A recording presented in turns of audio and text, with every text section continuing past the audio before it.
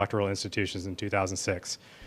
In 2011, the Nobel Prize in Physics was awarded to the leaders of two teams for the discovery of the accelerating expansion of the universe. Those two teams had one member in common, and here he is. Please welcome Dr. Alex Filippenko.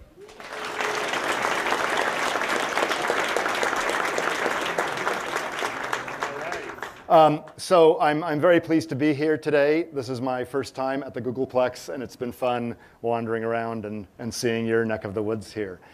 What I'd like to describe today is the discovery of the accelerating expansion of the universe. And the reason that I wanted my slides, I mean, I can tell the 5 or 10 or 15-minute version without any props whatsoever to various people. But since this is a Google audience, I thought I'd actually use graphs, which is something you can't do for the general public, of course, But I wanted to give you sort of some of the inside scoop of how the work was done. So if we could have the next slide, please. This is unfortunate because I've got 100 slides or something. So you're going to have to listen to my cues. I'll say next, all right? Go ahead, next. This is going to happen really a lot. So you're not going to be able to read the newspaper or something while I'm giving my talk, okay? Thank you so much. Anyway, in 2011, the Nobel Prize in Physics was given to these three gentlemen. The Nobel Prize went to the leaders of the two teams that discovered the accelerating expansion of the universe, Saul Perlmutter at the Lawrence Berkeley Lab and the Department of Physics at UC Berkeley was the head of the Supernova Cosmology Project, and I was associated with that team initially. And then there was Brian Schmidt's high redshift supernova search team, with which I was later associated. And then my postdoc, Adam Rees, who did a lot of the work in the mid to late 1990s. He actually made the measurements of the data when he was a postdoc in my group. And he was the first author on the Schmidt team paper. And I'm glad that he was awarded the prize as well. It's unfortunate that the prize can go to only 3 people at most. This is unlike the Peace Prize, which is handled in a very different way. That's the rule, or at least the tradition. But these gentlemen understood that without the other 48 of us working in the trenches, the discovery would never have been made. So they spent a good fraction of their prize money flying the rest of us out to Stockholm in December of 2011 to participate in Nobel Week. And that was just an amazing set of celebrations and parties, everyone just sort of cheering for science. It was like the Swedish Super Bowl. But anyway, if you could go to the next slide, please, you can see the high redshift supernova search team right after the awarding of the gold medal to Adam Rees and Brian Schmidt. And the rest of us like to say that besides the handshake from the King of Sweden, the gold medal, and a share of the $1.5 million, we experienced everything else that Nobel Week was all about. So we got most of what there was to offer, but it was really a lot of fun. If we could go to the next slide, please. The story starts, of course, with Edwin Hubble, who discovered the expansion of the universe. Next, please. He examined galaxies, which are these giant collections of hundreds of billions of stars gravitationally bound together, and he devised a way to determine their distances. I'll discuss that method in a few minutes. He also looked at their spectra. Next, please. And the spectra were all redshifted. That discovery was actually made by Vesto Slipher some 1 decade earlier. So these various spectral lines due, for example, to neutral sodium and hydrogen and singly ionized calcium. The whole pattern was shifted to the red. And he found, next please, that the relatively nearby galaxies had small redshifts for their spectra. And next slide, please. The more distant galaxies, which typically appear smaller and fainter in the sky, had bigger redshifts. And this can be interpreted in terms of emotion, and you've all heard the audible Doppler effect, of course. But in fact, we now know, and this is something that Hubble himself resisted for a while, we now know, next slide please, I'm just showing you a graph of a low redshift galaxy, in fact one that's very near us, it's moving away very little, 0 kilometers per second is very little, and then one that's moving away at 1/10 of the speed of light. And you can see the same pattern of lines, but shifted over. Okay, next please. We now know that this redshift, the cosmological redshift, is caused by the expansion of space itself. So it's not as though the galaxies are moving through some pre-existing space, like bullets flying around outside. Rather, it's a stretching of space itself. And we can tell by, for example, looking at the surface brightness of galaxies, looking at the brightness per unit area. It turns out that the brightness per unit area as a function of redshift differs if you have a truly expanding universe versus a universe through which objects are moving. And the data agree with the expansion of space interpretation for the cosmological redshift. Next slide, please. So from our perspective, here we are in the middle, and all these other galaxies are moving away from us with a speed that's proportional to their distance, because the stretching of space is greater for the more distant ones than for the nearby ones. And there's something a bit strange about this diagram as I've drawn it. What's weird about it? Yeah, we're in the middle. Why would that be? You know, do these other galaxies not like us? Do we smell? Is it something we said? Or are all these other galaxies lactose intolerant? Get it? Milky Way galaxy, lactose intolerant galaxy. So anyway, when I tell my students at Cal about cosmology and the expanding universe, I say, what is it? Are we from Stanford or something? With due apologies to the many of you who I'm sure are Stanford alumni, or even on the faculty like Peter. It's truly an outstanding institution. It really is. Just not quite as outstanding as Cal. But anyway, anyway, we don't think we're in any central location. Next slide, please. This is a property of any uniformly homogeneously expanding universe, such that any galaxy, any raisin thinks it's at the center, because the dough is uniformly filled with yeast, and you let it bake for an hour, and let's say it doubles in size in that time. You see all these other raisins going away, but your friend sees the same thing. And by the way, the universe is either infinite or it wraps around itself, so don't worry about the finite size here. So there is no center, at least not in the dimensions that we can physically probe. There may be a mathematically valid center. For example, here's a two-dimensional universe. It's closed. The laws of physics in this hypothetical universe only act within the rubber itself.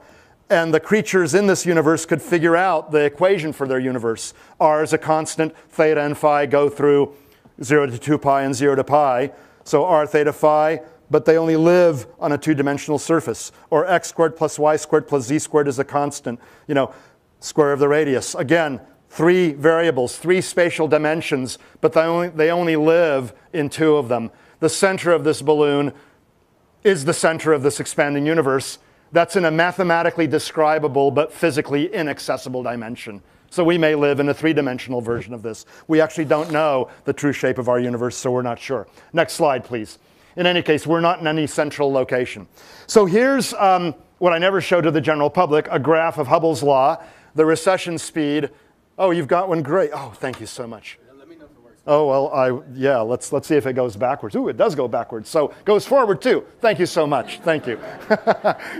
It's good. There's a time symmetry in physics, you know. At the microscopic level, if you reverse the arrow of time, everything looks the same, which is why entropy and the arrow of time is such a bizarre thing, right? But anyway, here's Hubble's law. The speed of a galaxy caused by the expansion of space at any given time is proportional to its distance, with the constant of proportionality being given by Hubble's constant.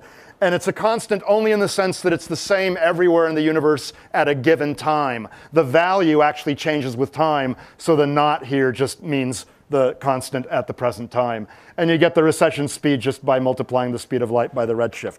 Okay, so that's Hubble's law. And with today's telescopes, we've measured the current rate of expansion pretty well. It's, for those who care, of order 70 kilometers per second per megaparsec. Megaparsec is about 3.25 million light years. But we expect the expansion rate to change with time. And this is quite obvious. The universe has galaxies in it. All of them are going to be pulling on each other. That should slow down the rate at which the universe is expanding. This is a clear prediction in general relativity. It's true also in Newtonian gravity. If I toss the apple, the mutual gravitational attraction between the Earth and the apple slows it down, brings it to a halt. Eventually it comes back. So in the case of the universe, if the density of the universe is sufficiently high, then the slowing down of the rate of expansion will be quite large, and eventually the universe will stop and reverse its motion.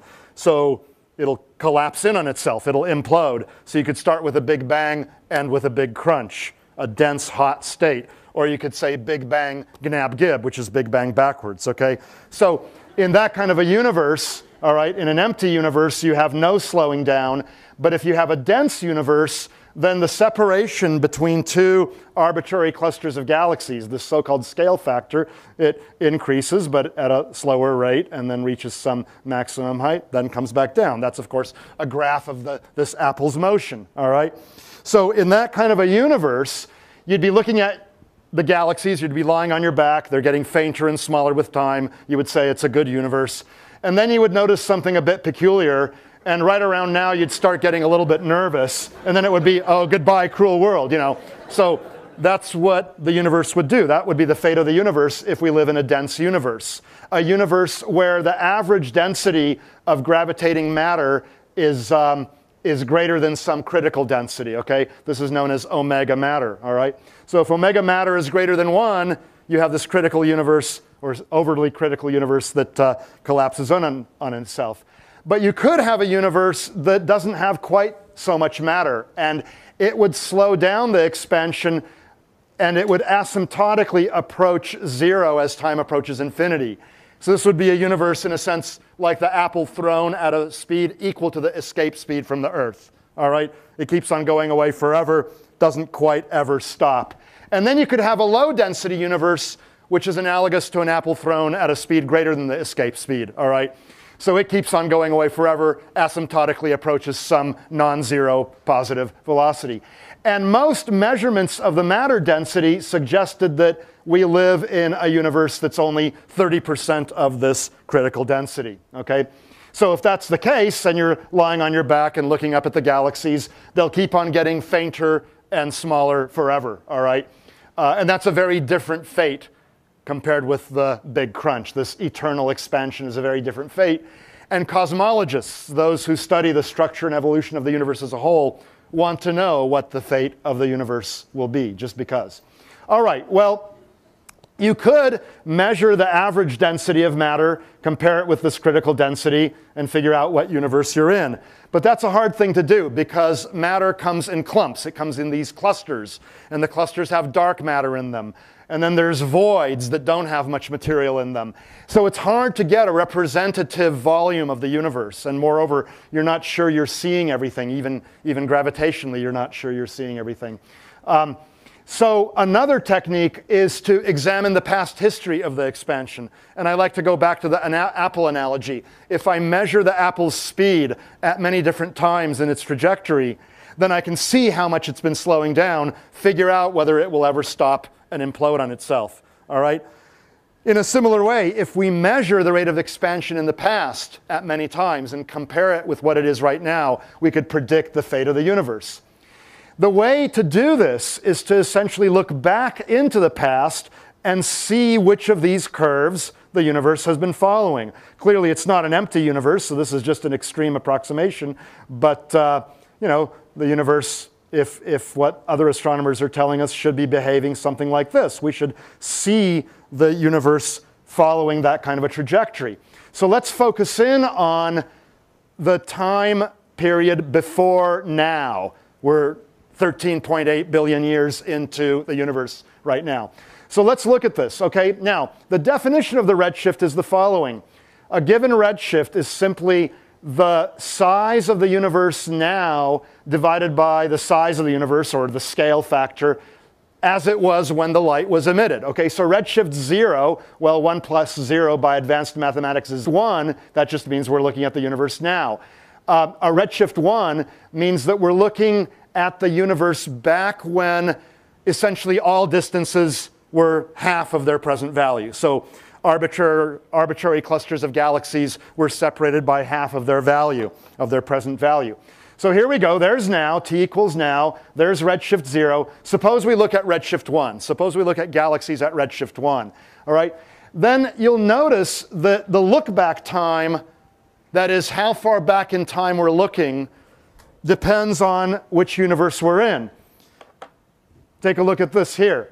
In a dense universe, we're looking back in time some amount, some billions of years, and the distance is the speed of light times the time. All right? So if we measure the distance, we can figure out the look-back time. In a less dense universe, the look-back time, the distance is bigger. In an even less dense universe, the look-back time and the distance at a given redshift are even bigger. In an empty universe, for a given redshift, you're seeing as far back as you could possibly see, all right? So we expect then, looking at different redshifts, we expect to measure different distances or different look-back times, and the universe should be, the data should be following one of these lines. And the observer's view of this theoretical diagram is the following, all right? At small redshifts, you just have Hubble's law. That just means that the slopes of all these curves are the same right now. That's just, the universe is expanding right now with whatever rate it's expanding. That's just a given. And two clusters of galaxies have whatever separation they have right now. That's just a given too. That's why all these models have to converge at now. Their slopes are equal and their separations are equal. All right, so the slopes differ very little at small redshifts. That's what you're seeing down here, Hubble's law. But as you go to bigger redshifts, you start seeing deviations from Hubble's law. At a given redshift, I'm sorry, I hardly ever use a laser pointer anymore. At a given redshift, you can see the dense universe, well, that galaxy is at a smaller distance than in a less dense universe. And that's a smaller distance than in a less dense universe. And the empty universe, well, that's where the distance is the biggest for a given redshift. So the procedure is clear. Measure the distances of galaxies having a wide range of redshifts and see which of these curves the universe has been following. Various observers told us we would find this result, but we wanted to see. So how do we do that? Well, redshifts are easy to get. You just take spectra of these little blobs here. All these are little galaxies. There's only a couple of stars in our own Milky Way galaxy in the Hubble Ultra Deep Field. So you take their spectra, and that gives the redshift. That's easy. The distance is a little bit harder. We will define what I will call a luminosity distance in this talk. That's simply the distance of an object, d sub-L, such that the light that you see, the given brightness b, follows the inverse square law. Okay? So that's just a luminosity distance. There are many distances in cosmology, and you've got to remain consistent. Okay? So you need something of known luminosity. You need to know L, and you measure the brightness b, and that allows you to derive the distance. Okay? The measurement of the brightness is easy, but how do you know the luminosity? Well, you need what astronomers call a standard candle, or a standardizable candle, something that is always the same, like a 100-watt light bulb, all right? And it's just like judging the distance of an oncoming car at night. You've calibrated how bright the headlights of a car of known distance are, and you look at cars whose headlights are fainter, and you figure out, their distance. If you're not very good at doing this almost intuitively, you shouldn't be driving at night, okay? So Hubble did this with a type of star known as a Cepheid variable. And you might think, oh, it's a variable star, so that's no good. But it turns out that there are certain categories of Cepheid variables, and the point is, you know what their true luminosity is. And let's just look at that one right there. Let's call it Mike, just for kicks, okay, because he introduced me. What if you know that Mike is just like Betelgeuse, the left shoulder of the great hunter Orion? A magnificent luminous star Betelgeuse is. It's relatively nearby. We know its distance. We know its apparent brightness. We know the luminosity. We know its oomph. If we then look at Michael in that other galaxy there, we can figure out its distance from the inverse square law. And then if we get the same answer with star Vikram or something like that, we start gaining confidence that we're using the right technique. So this is what Hubble used to determine the distances of galaxies in the mid-1920s. And he was the one who showed what many suspected, and that is that these spiral nebulae are far, far outside our Milky Way galaxy. And our view of the universe expanded by a gigantic amount with that realization. All right. Well, these galaxies are so faint and fuzzy and distant that you can't see individual normal stars within them. But it turns out there is one type of star that is visible even from distances of billions of light years, and that's the supernova, an exploding star. Very few stars explode at the end of their lives, but those that do are critical to our existence because we are made of the carbon, oxygen, calcium, iron that gets spat out of exploding stars like this. So we owe our existence to this phenomenon. Anyway, they become very bright in some cases, up to a few billion solar luminosities. So if our sun were to do this, then sunblock of 50 just wouldn't cut it, folks. You'd need sunblock or supernova block of a few billion to protect yourself, okay? But don't worry, be happy, our sun isn't going to do this. So the name of the game is to find some of these supernovae in galaxies whose distance we already know, because we can see relatively normal stars like Mike and Vikram in them. So we know the distance of this galaxy. We measure the apparent brightness of the supernova. That allows us to determine its true luminosity, all right? But it's hard to find these supernovae because they occur only once every few decades in a given galaxy. So if I were a really cruel advisor, I would have each of my students looking through the eyepiece of a telescope at one and only one galaxy, preferably at night. You see more galaxies at night than during the day. Until that student finds a supernova, then we let them graduate and move on to greener pastures. Meanwhile, I will have had decades worth of slave labor out of said student, okay? Well, if there are some crimes that are so egregious that even a tenured professor can and should get fired, and that would be one such crime. Of course, I could have my students look at thousands of galaxies. These are random independent phenomena, so if they look at more galaxies, you'll find more supernovae, but that would be considered cruel and unusual punishment as well. So, fortunately, with modern technology, we have a better way. We attach CCD cameras to the eyepiece end of a telescope, take photographs of thousands of galaxies, and then simply look for arrows. And where you see an arrow, you see an exploding star. You see once, twice, 3 times, 4 times, 5 times. By the process of rigorous mathematical induction, I conclude that this must work every time, okay? So obviously it's not that easy, otherwise we wouldn't give degrees for this kind of work, okay? What we've done is we've developed a robotic telescope at Lick Observatory, just a 2-hour drive from Berkeley, or a little bit over an hour from the Googleplex here. In fact, Mike showed me the view, which was a bit hazy today. Couldn't quite see it today, but I'm sure many of you have seen it. This is not a big telescope, but it's been programmed to look at lots and lots of galaxies, and it's one of several telescopes at Lick Observatory, Mount Hamilton. Go and visit it one of these days. Great place to go. And my close associate, Wei-Dong Lee, programmed this telescope to look at nearly 10,000 galaxies a week and to automatically compare the new pictures with the old pictures. And through the magic of digital subtraction, here's the template, here's the new image. This is, by the way, a negative image. These aren't all black holes, otherwise black holes would be easy to find, Anyway, so here's a supernova candidate. And here's something that the software thought was a cosmic ray, just a charged particle that hit the detector, all right? And here's a poorly subtracted star, okay? The image quality varies with time a little bit as mirrors point in different locations, their shape changes. So, you get maybe a few dozen candidates per night. And when you're observing a few dozen galaxies, 1,000 galaxies a night, you only expect maybe a supernova candidate every 3 or 4 nights. So most of these are going to be not real things. They could be cosmic rays, or maybe an asteroid with Earth's name written on it, hurtling toward us. One person's garbage is another person's gold, okay? Someday, astronomers and engineers will save humanity by finding the asteroid that's 30 years from hitting us, and then they'll go and they'll deflect it, okay?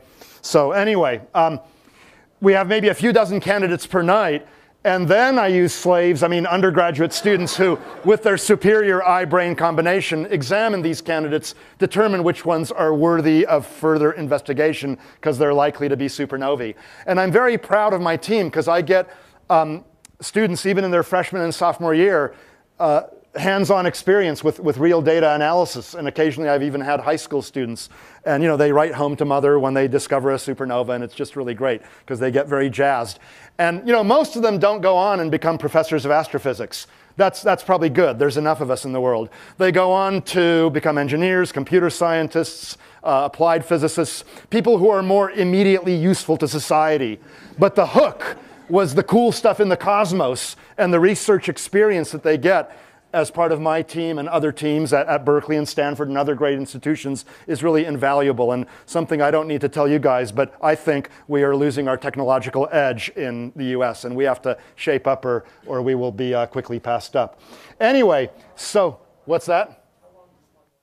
Oh, a supernova brightens over maybe 3 weeks, fades over a few months. I'll do more questions afterwards. I realize some of you will need to leave, so I'm kind of rushing a little bit, but I'll be very, very happy to answer more questions later. But yeah, I sped up the process in that animation so as to not bore you. So we find them, and then it's important to take their spectra. And so we collect the light, for example, with the 3-meter telescope at Lick Observatory. And I have undergraduate and graduate students involved heavily in that stage of the analysis as well. And the spectrum tells you what kind of a supernova you're looking at. Okay, there are different ways in which different kinds of stars can explode. And only some of them are luminous enough to be useful and standard enough. You know, if you've got light bulbs of a huge range of lumens, you know, that's not going to be so good. The ones that are useful for cosmology are the so-called type 1As. You have this roller coaster of a spectrum. There's the calcium in your bones, the oxygen that you breathe. This is real live stuff. We are made of star stuff, right? So type 1A supernova is useful because it comes from a very weird type of a star. Our sun will become a white dwarf in about 7 billion years, but fear not, it won't blow up. A white dwarf is a weird sort of matter called degenerate matter, not because it's morally reprehensible, but this is simply the term quantum physicists give to a very, very highly compressed state of matter where all the electrons are basically in their own little cubbyhole, pigeonhole energy level, and they can't occupy the same energy levels in the same quantum states. And so they exert this weird degeneracy pressure on each other. It's truly magnificent, you know. It's unlike any sort of thermal pressure. Anyway, if you have a white dwarf in a binary system that's sufficiently tight, then that white dwarf can steal material from the other star and approach a mass at which becomes unstable, and it undergoes a thermonuclear runaway. And it happens at about the same mass each time, 1.4 solar masses. And the thermonuclear runaway occurs in about the same way each time. And it's very luminous, 4 billion solar luminosities. So these are excellent and pretty standard candles, okay? And they can be seen very far away. But we want to look at them in great detail because it turns out they're not perfectly standard. So here are some spectra that my team took a little over 20 years ago. And we started noticing, we took these spectra at Lick, we started noticing that the spectra of these things are not all identical. So here's a pretty normal one, 1990N, and there's this line here. But you see it's weaker in that supernova. And then in this supernova, it's stronger. And then this supernova also has this weird absorption feature, which is due to titanium, it turns out. So they're vaguely similar, but there are differences. Here there's some clear differences as well. So not all type 1As are the same, okay? That turned out to be a very important realization in the early 1990s. We can't treat them all as being identical objects.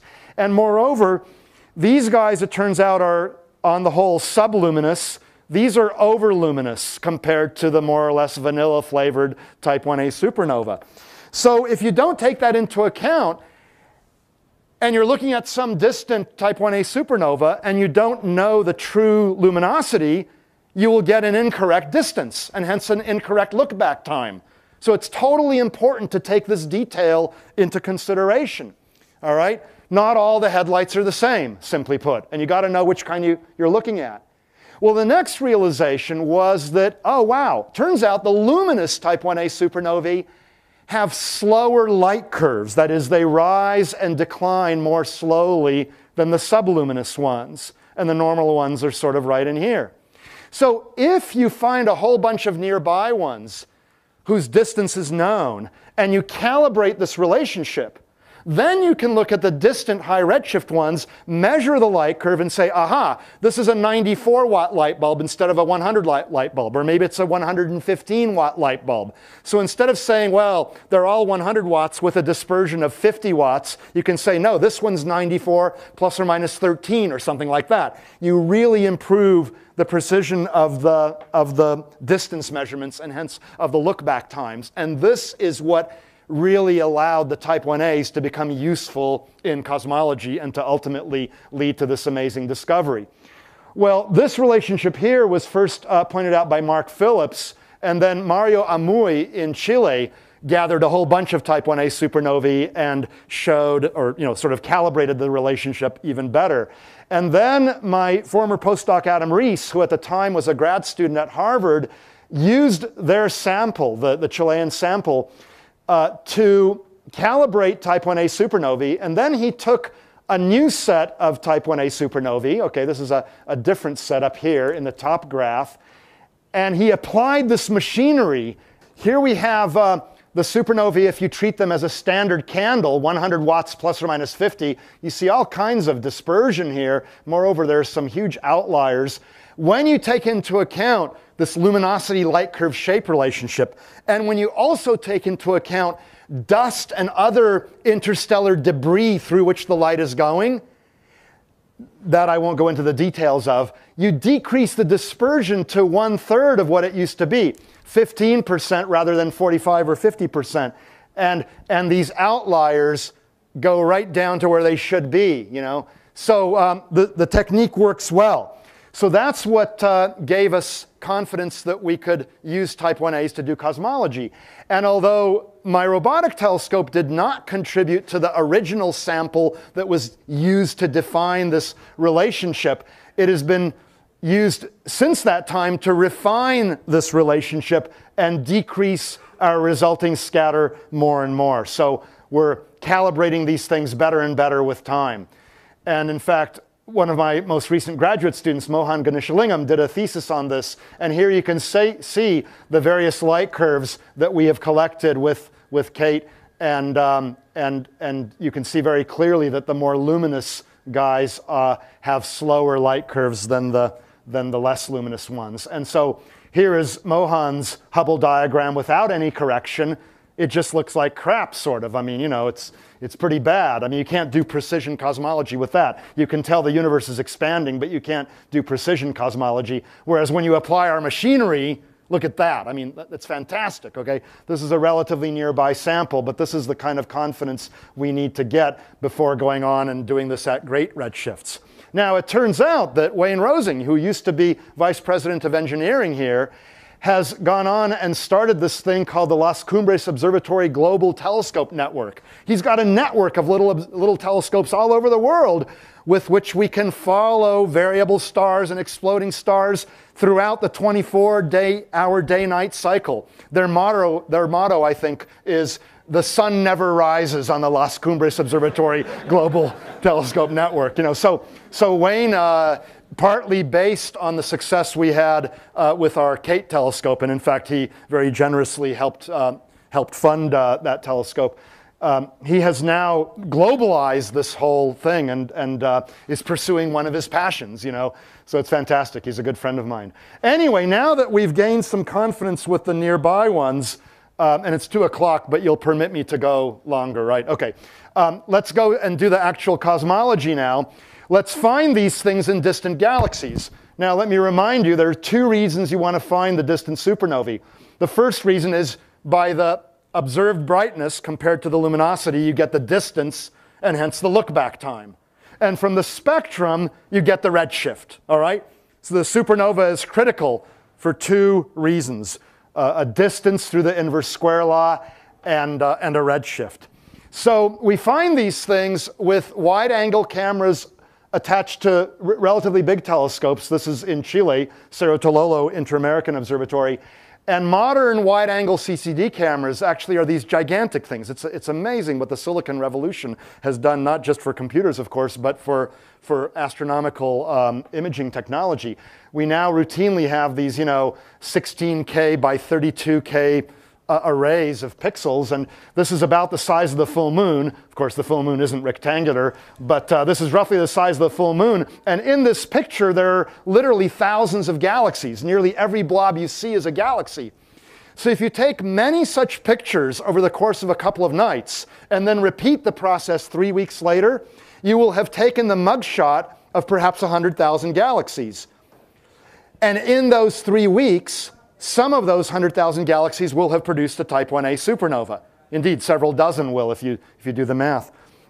So we did that, and through digital subtraction, here's a small subset of one of those images taken on the 7th of April, 1997. Subtract that from the 28th of April, you get a bunch of noise. That's okay. Any measurement process, as you know, necessarily has some noise associated with it. But here, cleverly placed in the middle of the square, is something that looks like it might be real. And here's a Hubble picture of it a few weeks later, and it's marked with an arrow, so you know it's got to be a Type 1a supernova. I wish it were that easy. You don't know that it's a Type 1a, and you don't know the redshift until you take a spectrum. So this was my main job on both teams. I'm a trained spectroscopist. I've been studying supernovae since the 1980s, the mid-1980s, and I have access to the world's biggest optical telescopes, the twin Keck 10-meter telescopes in Hawaii, and I urge you to visit those if you've not done so. They're an amazing thing to look at. Here's Fred Chaffee, a former director of Keck, just showing you the size scale of these gigantic eyes that are gathering light from afar. So with the Kecks, I could get spectra of these type 1a supernovae that are at redshifts of, say, 0.455 in this case. This is a look-back time of about 5 billion years. So we're seeing this thing as it was 5 billion years ago, and lo and behold, the spectrum to within the noise looks very similar to a low redshift type 1a supernova. So that's really great, okay? So here's the punchline. Here's several of these type 1a supernovae that have been verified through spectroscopy and whose redshifts have been measured. And the punchline is that they're faint. They're very, very faint. And you might say, well, they're in these scrawny, pathetic-looking galaxies that are obviously very distant. Here, you can't even see the galaxy before the supernova went off. Obviously, these are distant galaxies. So the supernovae should look faint. And that argument is correct. But the point is, they look fainter than they had any right to be. For a given redshift, you expect a certain range of brightnesses, depending on what the universe has been doing. And the measured brightnesses were fainter than expected. Let me show you that. Here are the possible models that we expected. Indeed, people told us that we would measure probably this. Theorists actually prefer omega matter of 1 for reasons I can go into in the Q&A. But what we measured when we measured distance, luminosity distance versus redshift, was this curve. Right? That wasn't... In a multiple choice, that was none of the above, okay? Right? So, you know, and if you follow the natural progression of omega matter, this ratio of the average of the true density of the universe to the critical density, greater than 1, 1.30, negative matter density, which seems a bit odd because we exist, and last time I checked, I'm gravitationally attracted to the Earth rather than being, squirted away like on SpaceX or whatever. So here's a picture from Adam Rees's lab notebook when he was in my group in the fall of '97. He has this little thing here. Omega matter is negative 0.36. Oh gosh, I hadn't taught him well yet. It should be negative 0.36 because the decimal points are easy to lose, right? I hope you've all been taught that. But anyway, so there it is, negative matter. Well, the negative sign is simply indicating that we're witnessing an accelerating universe rather than a decelerating universe, sort of the wrong sign, right? So this is kind of weird. Well, I was actually privileged to announce this result for the Rees-Schmidt group for the first time at a meeting in LA. And here's the headline that came out. Astronomers see a cosmic anti-gravity force at work. We use this term anti-gravity hesitantly because people ask us, can we attach this stuff, whatever it is, to our cars and levitate over Bay Area traffic jams? And the answer is no. It's either a property of space itself or there's so little of it that it'll never be harnessed.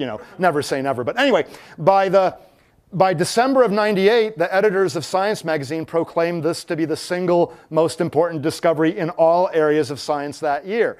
And we were obviously very pleased by this, but of course, we're not yet sure that it's true. But they said, well, look, other physicists and astronomers have had the better part of a year to find an obvious flaw in what you've done, and no one has found an obvious flaw. So either you're right or you're wrong for some subtle reason that'll end up teaching us something interesting about the universe. And indeed, of course, that's generally how science operates. Now, the caricature of Einstein looks surprised here, not because he's blowing multiple universes out of his pipe. You might not have known that there are multiple universes and they come from the pipes of theoretical physicists. Well, the first statement might be true, and I'll be happy to come back and tell you about the possible multiverse. But he's surprised because this one universe is expanding faster and faster with time rather than more and more slowly, as one would expect in normal general relativity. And he's doubly surprised because he has a sheaf of papers here where there's an equation, lambda equals 8 pi g, Newton's constant, times the density of the vacuum. And you might wonder, who's this bozo from Berkeley talking about the density of the vacuum? You know, you were taught on your mother's knee that the vacuum is sheer emptiness, zero, zilch, nada. How can it have a non-zero energy or matter density? Well, this was Einstein's idea, not mine, and he was a lot smarter than I am, okay? So the point is this. Back in 1917, when he developed the general theory of relativity, its basic attribute, that is, gravity pulls, remains the same as in Newtonian gravity. So the universe should be, you know, collapsing in on itself because all the galaxies are pulling on each other. Or maybe the universe was born with a big bang, and in that case the universe should be expanding. But in any case, it should be a dynamic universe, yet there was at that time no evidence for a dynamic universe. People thought it was static. And Einstein himself felt that the static model was very aesthetically pleasing. So he conjured up something that was not aesthetically pleasing by his own admission. The cosmological constant, which in this case, it repels, it's the opposite of gravity. So if you have, you know, something pulling down and something pulling up and the net force is zero, you can get a static universe. Or if the universe started in an expanding state, then you could have a negative cosmological constant, and that would, that could nullify the expansion. So you could get a static state. Turns out this is an unstable solution. You can't have a static universe for very long in this case, because if you perturb this galaxy a little bit inward, it turns out that the gravitational force increases and it continues to go inward. And conversely, if you perturb it outward a little bit, then it turns out it continues to go outward. So it wasn't a very satisfactory solution in many ways. It also implied that the density of the vacuum is non-zero, which seemed weird. There was no experimental evidence for that. And moreover, something that seems so finely tuned like this seemed ad hoc. It seemed arbitrary. It did not make the equations wrong. The cosmological constant can be thought of as a constant of integration. So that in and of itself isn't so weird, other than it's a vacuum energy that's non-zero. But even if there is this vacuum energy, why in the world should its value, why in the world should the value of the constant be tuned to exactly match the attractive force of gravity? It just didn't seem right. So Einstein never liked it. He reluctantly included it in his solutions for the universe. A dozen years later, Hubble discovered that the universe isn't static after all. So the whole physical and philosophical motivation for this cosmological constant, this ugly fudge factor, disappeared. Einstein renounced the idea supposedly as having been the biggest blunder of his career, because had he not introduced it, he could have been famous, okay? He could have predicted that the universe is in a dynamic state. So here he is, sad that he ever introduced the idea. I don't know that that's what he's thinking, but it might be what he's thinking. What have we done the better part of a century later? We've reincarnated the idea, not to give a static universe, but one which on the largest scales, beyond about 100 million light years, is accelerating in its expansion. So here in this room, the down arrow dominates. Everywhere in our solar system, it's down. Everywhere in our galaxy, down. But as you get to distances of 100 million light years or more, the up arrow dominates, and you have an accelerating universe. And so Einstein's biggest blunder, as he referred to it, may have been in some ways, his greatest intellectual triumph, conjuring up such a thing. And if he were around right now to see the evidence that we and others have amassed, maybe his reaction would be something like what was on Science magazine. Okay. So we now interpret this omega matter less than zero to instead be the cosmological constant is positive, or something like it. It's not necessarily Einstein's cosmological constant. It could be something having a similar effect that on the biggest scales, it leads to this acceleration, which is kind of weird, all right? Anyway, you might worry that, well, okay, this is only out to 4 or 5 billion light years in time. I'm sorry, 4 or 5 billion years in time. What would be the predicted effect if we were to look back farther in time, if something like the cosmological constant were really operating? And there the idea is actually pretty simple.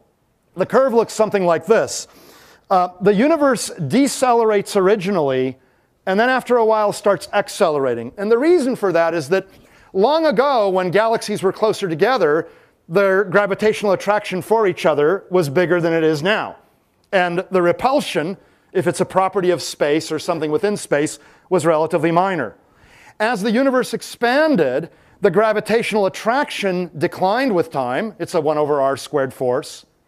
But the repulsion increased with time. If the repulsion is caused by something in space or a property of space itself, then the more space there is, the greater is the repulsive effect.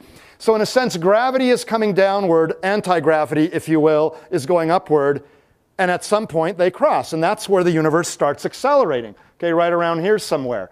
But the clear prediction was that if we look far enough back in time, we should see the phase at which the universe was decelerating, if we found something like the cosmological constant.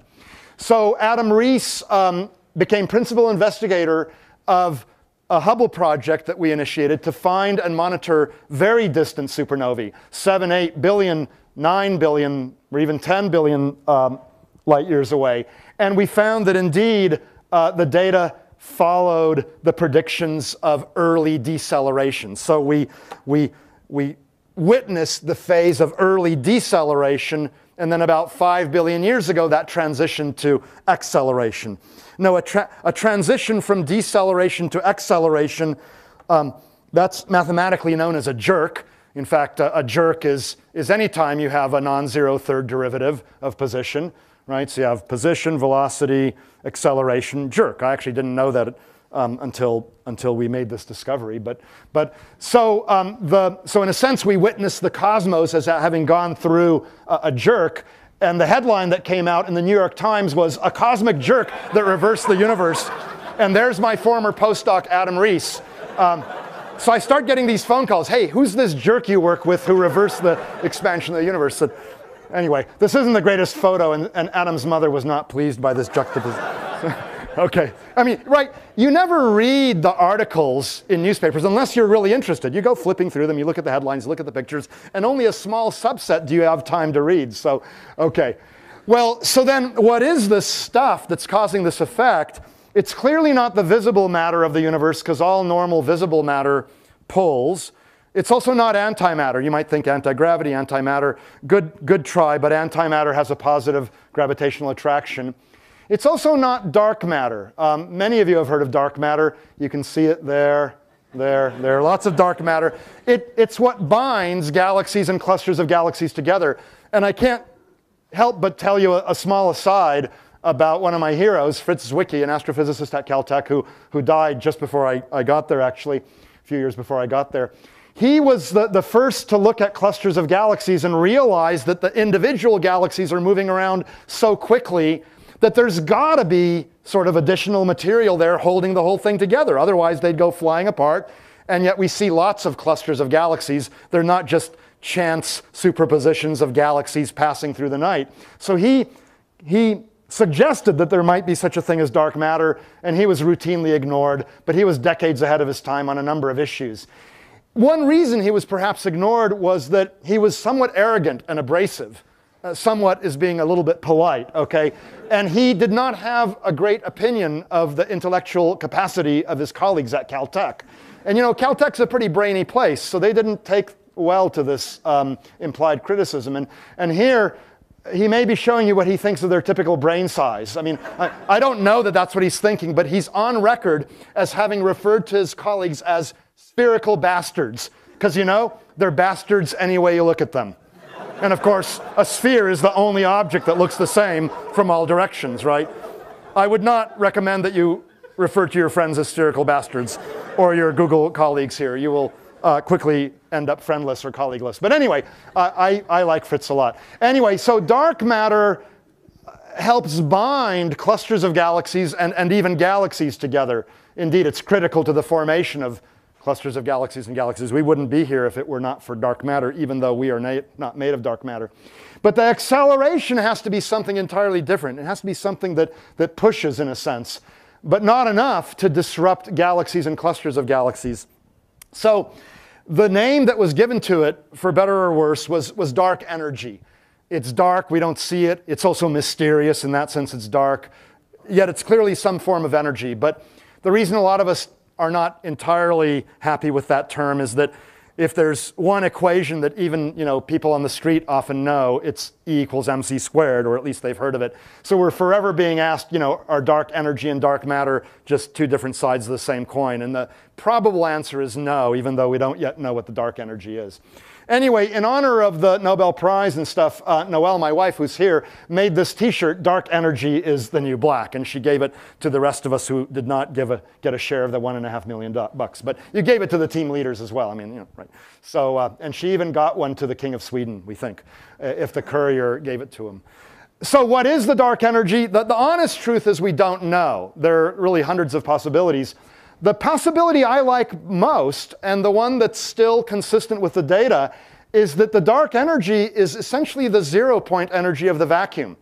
If you have quantum fluctuations, which we know occur, they affect the energy levels of the electrons in a hydrogen atom, for example, that's the Lamb shift, then you have this energy, and it can cause an expansion of space faster and faster if there's a positive net energy. But theorists had always said that, well, for every positive energy fluctuation, there's a negative energy one. In the parlance of string theory, these are fermionic and bosonic fluctuations, it turns out, if you want to look them up. And people had always assumed that they all balance out and the energy of the vacuum is zero. And the main reason for thinking that is that the back of the envelope calculation suggests that that vacuum energy should be 10 to the 120th power, which is 20 orders of magnitude bigger than a real Google. Or I shouldn't say the original Google, right, is 10 to the 100th. The vacuum energy should be 10 to the 120th, 10 to the 122, I think, if you want three significant digits. And that wouldn't even allow us to form. We wouldn't be here. Stars wouldn't be here. Galaxies wouldn't be here if that were the case. So people had always assumed it's zero. But if it's not zero by some weird circumstance that we don't yet understand, then it turns out space itself has the desired property of expanding faster and faster with time. It's a very weird thing, okay? And the data are consistent with this interpretation. A lot of theorists don't like this interpretation. They think it might be some sort of a new field, a little bit like the Higgs field that's been in the news so much the past year or two. And in fact, a whole category of models of this sort are known as quintessence, like the Aristotelian fifth essence, earth, air, fire, and water, and the quintessence out there. And there are hundreds, if not thousands, of candidate theories. And the problem is all of them have additional bells and whistles that are not super well physically motivated, and the data do not agree any better with those ideas than they do with the simple cosmological constant. So I'm betting on the cosmological constant, but I may well be wrong, okay? What we're doing now is trying to trace in greater detail the expansion history of the universe to set observational constraints that will be used to rule out some of the candidate theories. So that's what we're busy doing now. The other possibility, other than dark energy, is that general relativity is wrong. For completeness, I do need to mention this. Most theorists don't like this possibility, but it's not yet completely ruled out. So maybe there isn't a dark energy. Maybe instead, general relativity is wrong. But that would be a pretty exciting thing, too. Because we really do think general relativity is very beautiful and has an amazing theoretical underpinning. Well, finally, you might worry that all these conclusions are just based on supernovae. I mean, that would be pretty weak. I mean, what if there was something different about them long ago? They used to be less luminous than they are now. We have to look for that possibility. And there are many things I'm leaving out of this talk. That's why they pay us the big bucks, right? Yeah, right. So anyway, in academia. So to figure out the details, right, they pay us the big bucks. So in science, as you all know, the more important the discovery is, the more important it is to verify it through completely independent techniques. And so because there were two teams that made the same announcement at virtually the same time, a lot of physicists and astrophysicists took note. They started testing this conclusion. And let me just briefly tell you about some of the other tests which lead to the same conclusion, basically. One is by looking at the early afterglow of the universe, the cosmic microwave background radiation. You can set lots of interesting constraints on the properties and constituents of the universe. And in particular, here's a map I'm sure all of you have seen. It's a baby picture, an infant picture of the universe, where the temperature of the universe, to a good first approximation, is 2.7 degrees Kelvin.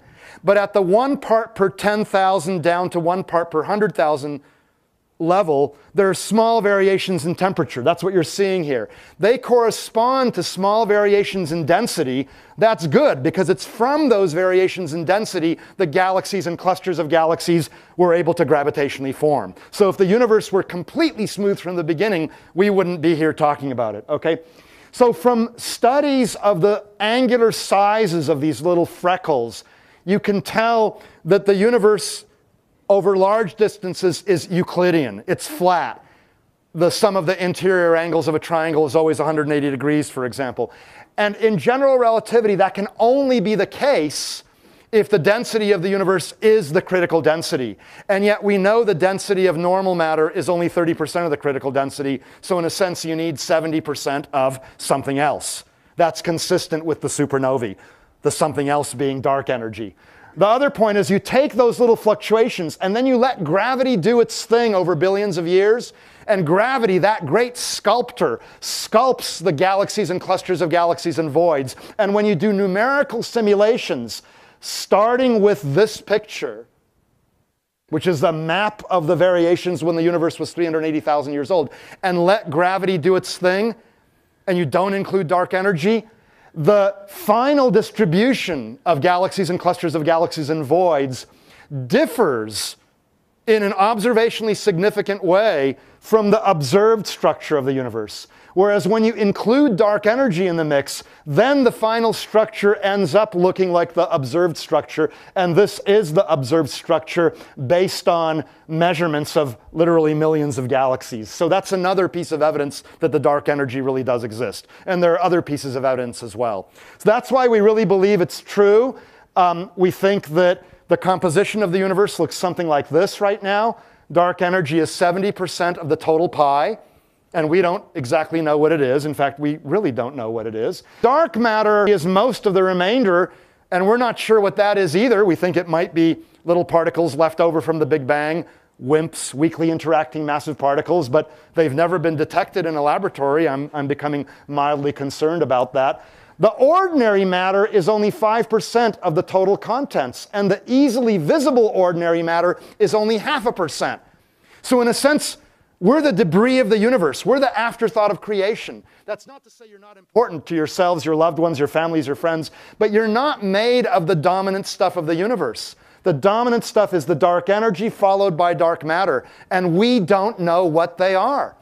So for the kids, I go and talk to kids sometimes about this. I tell them, if anyone tells you physics is dead and there's nothing left to be learned about the universe, you tell them, what about the origin and detailed nature of 95% of the contents of the universe? So this is one reason cosmology remains so exciting. We don't know what these things are. And moreover, dark energy may be one of the few observable clues that will allow us to discard some of the ideas for quantum gravity, of which string theory is a generic umbrella, okay? Quantum mechanics works great on small scales. General relativity works great on large scales. But the two together are in violent disagreement. We are after a quantum theory of gravity. Any quantum theory of gravity that does not account for the acceleration is not a viable candidate, right? So this is one of the few observational tests we have of quantum theories of gravity. So because of its importance, it was recognized with the Nobel in 2011, and also because it had been confirmed in so many ways. We don't know what the dark energy is, but we are pretty sure at this point that the universe really is accelerating in its expansion. So here's a brief history of the universe, just to close things off. We think it began with some sort of a quantum fluctuation, maybe out of nothing. And then there were quantum fluctuations within this rapidly expanding universe that led to small variations in the distribution of matter, which then grew over time in a universe that was decelerating. And then in the last 5 billion years or so, it had started accelerating. And recent data have led to an update of the age of the universe from 13.7 to 13.8 billion years. And it did not take us 100 million years to gather those data. It's just that, anyway, so the universe aged 100 million years in the last year or two. Okay, so that's the history of the universe. What will be its future? How will the universe end? Well, if the dark energy really is the cosmological constant, it'll never go away. It'll continue to be repulsive. The universe will expand faster and faster with time. A runaway universe, I call it. So if you want to see a galaxy like this with your very own eyes through a telescope, go up to Lick Observatory or Chabot or Morrison Planetarium or your local astronomy club and look through a telescope soon, within the next few tens of billions of years. Because beyond that time, all those galaxies will be whisked away to such great distances that we will no longer see them. There's a possibility, of course, that the universe will recollapse because we don't yet quite know what the dark energy is, but I think it's going to expand forever. Robert Frost didn't know of these two possibilities when he wrote his famous poem, Fire and Ice. I think it was actually based on something in Dante's Inferno. But in retrospect, it's very relevant to what I've told you today. The poem goes something like this. Some say the world will end in fire. Some say in ice. From what I've tasted of desire, I hold with those who favor fire.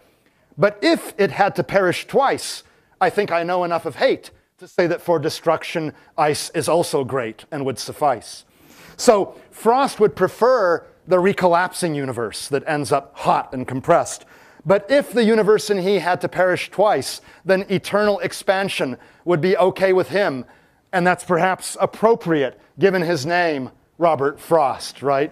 And ending in ice. All right, well, anyway, this research couldn't have been done without the help of many, many people and federal foundations. I'm very, very grateful to them. I'm also grateful to all the opportunities I've had with, like, the Hubble Space Telescope, the Keck Observatory, and in particular Lick Observatory, because this is where a lot of the data for the nearby supernovae was gathered. And this is the observatory where we really train our students and postdocs, and they can be principal investigators of their own projects, rather than just helping me do things that I defined from start to finish. So they grow in their intellectual independence by using these facilities. And my colleague Jeff Marcy has discovered lots of exoplanets there. So I'm very much a supporter of Lick Observatory. I'm actually currently president of the board of an organization called Friends of Lick Observatory, and we're actually trying to raise money to support Lick Observatory, in part because the University of California is highly financially squeezed right now and has told us that we're doing great science, but they can simply no longer support the observatory anymore. So if you'd like to join Friends, let me know, or you know which search engine to use to find the website where you'll find this. You know, if you want to support a place that's cutting edge in its technology and stuff, let me know. I'm also happy to arrange a visit for Google employees and their friends. It's a great place to go. You can look through the old 36-inch James Lick refractor at whose base James Lick is buried. That's a wonderful experience. And, you know, at any time, if you guys want to set up a Google chat and, you know, ask questions of me or just, ruminate about the universe, I'm happy to do that kind of thing as well. So there I am. You can find me on Google+. And it's been great visiting. I hope there will be a little bit of time for questions, but thank you all for coming. And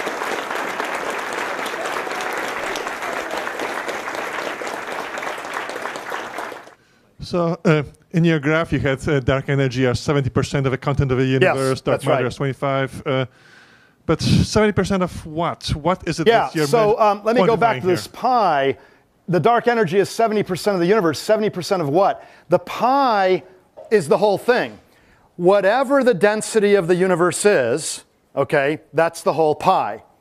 Now, that density, we now know, is very close to the critical density between what we call a positively curved universe, a hypersphere, like the three-dimensional balloon, and a negatively curved universe, hyperbolic space. Closest two-dimensional example I can think of for you is a horse's saddle. So we're right on the dividing line. We're a flat universe over very large distances, ignoring black holes and stars and all that. Light travels along Euclidean straight lines. So it's 70% of that density. But the point is that this pi could apply to the universe regardless of what its density is. It's just, here's the whole pi, and there are its constituents. Is that energy or is It's energy and mass, right? Through E equals mc squared, it doesn't really matter which one you're talking about. So this has me and you in it. That's in the form of ordinary matter. But it also has something that we think doesn't have a matter component. It is a pure energy. Sort of like light is a pure form of energy, has zero rest mass. But dark energy is not light. It's a different form of pure energy which has what we call negative pressure. And in general relativity, it's the negative pressure that causes the acceleration. Okay? Yeah. So I've been somewhat confused for a while, I guess, about the distinction between things in space, galaxies and whatnot, moving through space and apart from each other, as opposed to space itself expanding. Yes. And so you're describing this expansion that causes redshift as space itself expanding, but then you're talking about the gravitational attraction that would cause deceleration, pulling things back together. That sounds like it would be the objects in space pulling back together. So that's a good fine point. It turns out that in general relativity, you can consider a uniform distribution of matter. That's the simplest universe. And the self-gravity of the universe itself causes the fabric of the universe itself to slow down in its stretching. All right? This is actually part of the framework of general relativity. In other words, if we had found that the universe isn't behaving this way, we would have been surprised based on general relativity. Now, within the universe, you can also have pulling motions. So, the Andromeda Galaxy, our nearest big neighbor, is in our local cluster, our local group, it's called. It is moving toward us. In fact, we're going to merge in about 4 billion years, and after a couple of billion years of looking like a train wreck, we will turn into a different type of galaxy altogether, an elliptical galaxy, okay? So those are motions through space. They're called peculiar motions, and they're caused by individual galaxies or clusters of galaxies pulling on each other. Nevertheless, for the universe as a whole, you can treat that matter as being uniformly spread out and ask yourself, what effect does it have on the universe as a whole? And you get these different amounts of deceleration, or in the case of dark energy, acceleration. So but nevertheless, there are peculiar motions within the universe as well. It's like the raisins tugging on each other and moving through the dough. That's happening as well. Yes. So the space between us and the Andromeda Galaxy is probably still expanding, although... Yeah, the space between us and the Andromeda Galaxy is expanding, but the problem is that the gravitational attraction is so great that it greatly dominates. But yes, strictly speaking, if there were no dark energy, we would be attracting that Andromeda Galaxy a little bit more than we are. Yeah, you're absolutely right. But it's a negligible effect within a cluster of galaxies because the matter density is so much greater than this dark energy density, whatever the dark energy is. Yeah.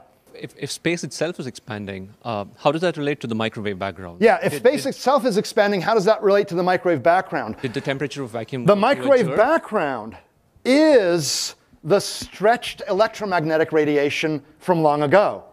So when the universe was 380,000 years old, its temperature had dropped to about 3,000 degrees Kelvin. At that point, electrons combined with protons for the first time ever, a process interestingly known as recombination, because plasma physicists can ionize gases and then they watch them recombine in their labs.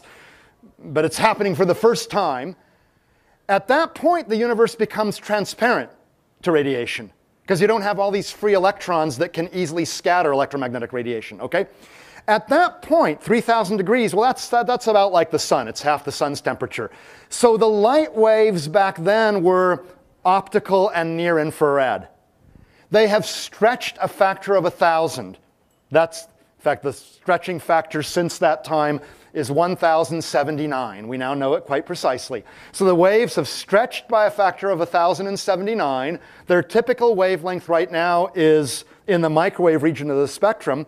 They preserve their black body spectral energy distribution. It's just that now that black body corresponds to 2.7 degrees, which you will realize is 3,000 divided by 1079, okay? So the microwave background is the microwave background because of the stretching. It's the wavelength that it has because of the stretching. So the temperature is going through a jerk in the sense that the universe is expanding faster now than it would have in the absence of dark energy. So indeed, the temperature of the universe is going down faster than it would have in the absence of dark energy. Yeah, so the temperature, in a sense, went through a jerk as well. Yeah. Is that detectable? Is it detectable? Very good question. I believe the answer is that in principle it's detectable, but it has not yet been detected. The way to detect it is interesting. And indeed, there were detections of the microwave background long before Penzias and Wilson. It turns out that certain clouds of gas in interstellar space had cyanogen molecules, CN, as well as others. And there are certain transitions in the cyanogen molecule that are excited by microwave wavelength photons. But they're excited more if the temperature of the universe were slightly higher than the current 2.7. So astronomers looked at these clouds at redshift 1, when, by the way, the temperature would have been 5.4, okay? 1 plus z times the current temperature. And lo and behold, the transitions were clearly stronger back then because the absorption lines produced by those clouds of gas were stronger than would have been the case had the temperature back then been 2.7. So in fact, we've measured not only the microwave background, but changes in its temperature. What has not been done is studies of enough molecular clouds at a variety of redshifts to see a transition in the rate of change of the temperature. But in principle, I see no reason that that couldn't be done. That is very cool. You are the first, I can tell I'm at Google, you are the first person ever to have asked me that question. So, so I feel like I'm on a thesis exam or something here, where you have to answer these kinds of things really well. Yeah. Other question. Oh, right there. Yes. Mm-hmm. Yeah, so how do we know the basic nature of the cosmic microwave background, that is coming from a blast from the past as opposed to, say, the void glowing? Yeah. So, various people have tried to think of ways of reproducing the microwave background radiation through local sources. And in fact, iron whiskers, turns out, radiate in a way that has some good properties. You can't get a perfect single temperature background if you've got objects at different redshifts glowing due to whatever process. You'd need to somehow finagle them all to have a slightly different intrinsic spectrum, such that when you add them all together at these different redshifts, all of their contributions, they end up giving you a black body that is better than the thickness of the pen with which you draw it. That's how good the data are. I mean, the measurements from COBE and Planck and the WMAP satellites are absolutely perfect black bodies. And so we've thought of no way of doing that. And yet, if the universe did begin in a hot compressed state, for which we have other evidence, primordial abundances of hydrogen, deuterium, things like that as well, then you would expect this afterglow. Indeed, George Gamow and his students and postdocs predicted it. So it's a natural prediction of an expanding universe, and it's enormously difficult and ad hoc to conjure up in any other way, is what I would say, I guess. Yeah. So probably a naive question about redshift. So the light wave generated long ago got, because of a stretch of the space, got longer light waves. That's right. Wavelengths. But when the space is stretched, doesn't the rule, for example, the way we measure length, yes, also get stretched? Yeah, the lengths of the rulers are not stretched. Indeed, we're not expanding. I mean, you might after a big lunch, but that's your fault, not the universe's fault. You're held by electromagnetic forces. And again, it's a spring that's so tight that you can't stretch it. We're held to the Earth by gravity in a way that's much greater. It easily overcomes the natural tendency of space to expand. So even our local group of galaxies is not expanding. Indeed, within it, Andromeda is coming toward us. So if Hubble had only looked at the Andromeda galaxy, he would have concluded that the universe is collapsing in on itself. The expansion of space is only visible starting, 4 or 5 million light years out. That's where the density of material and the strength of gravitational fields and things like that become low enough that the stretching of space can start taking over. But we and the rulers are not stretching. They're held together by a spring that's so tight that you can't stretch it. Or can I say that actually the stretch is there, it's just too small, got dominated by the other forces? Yeah, the stretch is there, that's another way of saying it, but it's so overpowered by the other forces that, yeah, it's not noticeable. I'm very careful to say it that way because even in some textbooks, you read the incorrect statement that, oh yes, of course, our galaxy is expanding, but because our galaxy is only 100,000 light years across, if you put 100,000 light years into Hubble's law, you get a negligible amount of expansion. That is a wrong explanation. You cannot put 100,000 light years into Hubble's law because that would imply that our galaxy is stretching with the rest of the universe unimpeded. And that's not true. It is being impeded by its local gravity. Okay? So just watch out. There's that subtle difference. And I didn't want you to walk away thinking that it's only that our galaxy is small and therefore you can't notice this stretching over a distance of only 100,000 light years. It's more than that. It's that our galaxy impedes the stretching because of its self-gravity.